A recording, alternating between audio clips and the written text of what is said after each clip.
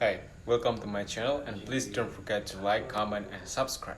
Today I bring a topic about a decision in 2021 offer insight into court's treatment of offshore claims under 905 billion. Seemingly clear articulation of what standard of negligence is imposed upon a vessel owner to a third-party longshoreman. Judicial decision in 2021 suggests a disconnect in applying the standard of care owed in this type of claim. Section 905 billion, a brief history. As a general principle, the Longshore and Harbor Workers' Compensation Act or LHWCA serve as a no-fault compensation scheme and bars negligence action by employees against their employers and co-employees. Under certain circumstances, however, the injured employee retains the general maritime law right to sue a vessel owner for its negligence. The general maritime law has always allowed an action for injuries caused by a vessel owner's lack of reasonable care under the circumstances.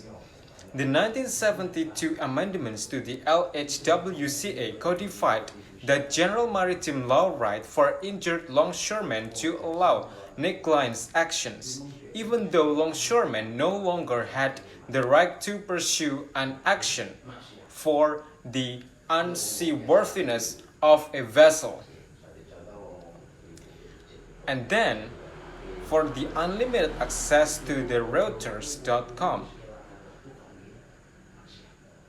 And for the next topic, it will be talking about the 33 USC or 105 billion provides that in the event of injury to a person covered under this act caused by negligence of vessel, then such person or anyone otherwise entitled to recover damages by reason thereof may bring an action against such vessel as a third party in accordance with the provision of Section 33 of this Act.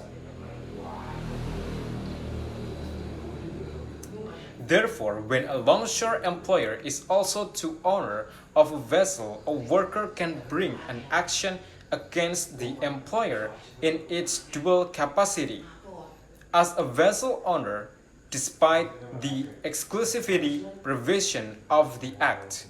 However, the statute does not expand upon what acts or omissions constitute negligence in this niche area of the law.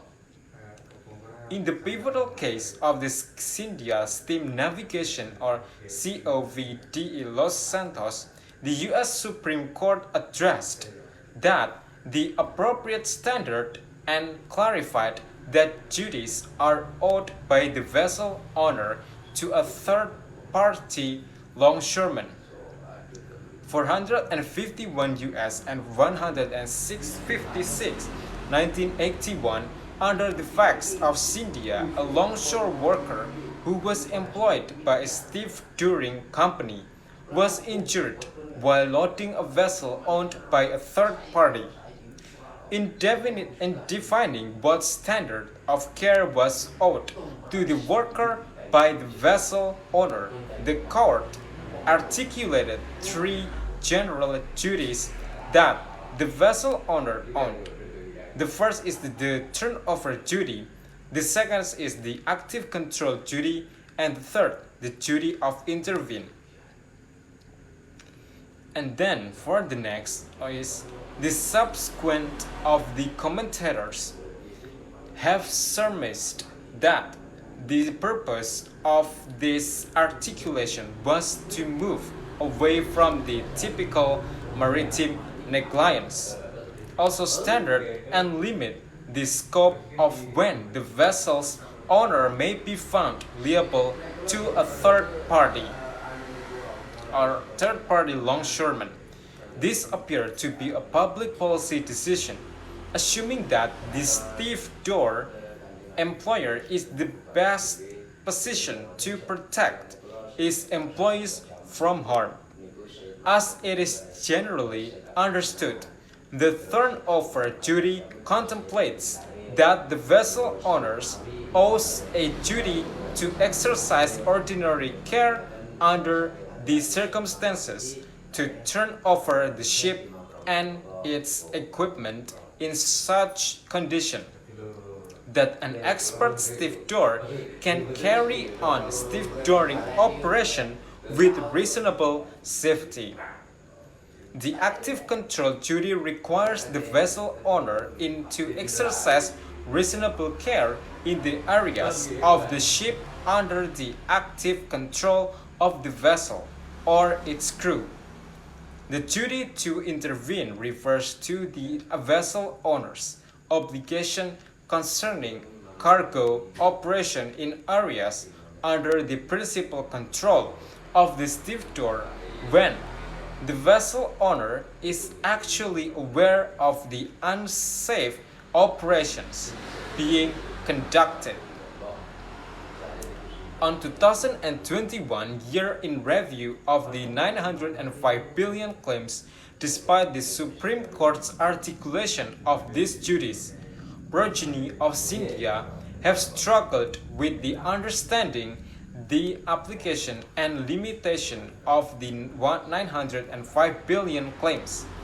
Decisions rendered in 2021 were no exception. In Washington, National Shipping Corporation of Saudi Arabia decided just before 2021 the 11th U.S. Circuit Court of the Appeals affirmed the decision of the District Court and granted the vessel owner's motion for summary judgment on the grounds that it did not violate its turnover duty where the hazardous things or nature of the defective equipment was open and obvious to a reasonably prudent stevedore. 836 fed approximately 846. In Patil v. Amber Lagoon Shipbuilding or GmbH, the District Court reached a similar result and found that the plaintiff failed to prove that the vessel breached its India duties. The 5th U.S. Circuit Court of Appeals affirmed this finding, number 21, 3004, 2021, WL 388, 9288, 5th circa Augustus on 31, 2021. Similar to Washington, the court relied upon the crew's testimony that they had cleaned the area beforehand in finding that the area was turned over in reasonably safe condition, free of any sleeping hazards. The injured employee was an experienced surveyor who should have been aware of any potential hazards. So thank you for watching and don't forget to like, comment, and subscribe.